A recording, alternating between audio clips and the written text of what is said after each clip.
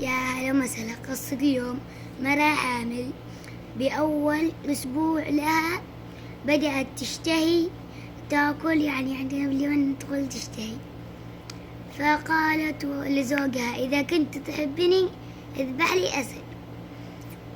فانصدم زوجها وقال لها: اطلبي أي طلب ثاني ما عاد هذا. قالت له: طيب. صعبة إيه، صعب وقوي. قالت له: هات جوالك أشوف الواتساب حقك.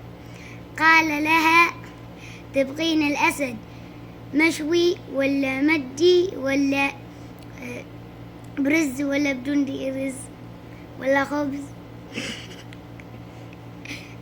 يعني يجيب لها يجيب لها أسد على طول. أسد، بس منين يجيب أسد؟ يعني بدل ما تفتش الجوال.